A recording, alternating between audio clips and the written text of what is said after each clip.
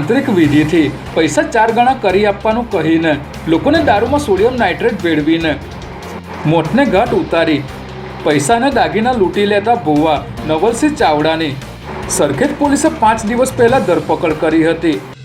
આ ભુવાએ પોલીસ પુત્ર અને ફેક્ટરી માલિકને સકંજામાં લીધો હોવાની જાણ થતાં ટેક્સી ચાલકે પોલીસને માહિતી આપતા ભુવાને ઝડપી લેવાયો હતો અને અત્યાર સુધીમાં તેણે 12 લોકોની હત્યા કરી હોવાનો ચોંકાવનારો ખુલાસો કર્યો હતો। ત્યારે આજરોજ આરોપી નવલસિંહ ચાવડાનું રિમાન્ડ દરમિયાન મોત નીપજતા તેના મૃતદેહને પોસ્ટમોર્ટમ માટે મોકલવામાં આવ્યો હોવાનું જાણવા મળી રહ્યું છે।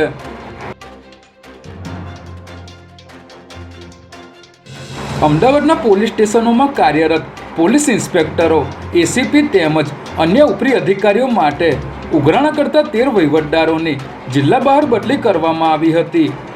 જોકે આ બદલીઓને લઈને 4 કોન્સ્ટેબલ ગુજરાત હાઈકોર્ટ સુધી પણ પહોંચ્યા હતા। ત્યારે હવે રાજ્યના ડીજીપી વિકાસ સહાયે આ વહીવટદારોની મિલકતને લઈને તપાસના આદેશ આપ્યા છે।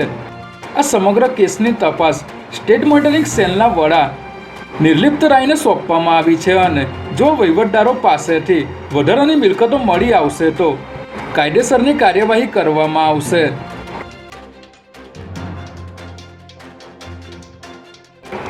ગઈકાલે અમદાવાદના નરોડા વિસ્તારમાંથી ખૂબ જ દુઃખદ ઘટના સામે આવી હતી, જેમાં એક માતાએ તેના 7 વર્ષના દીકરા સાથે 3જા માળેથી કૂદકો મારીને આત્મહત્યા કરી લીધી હતી।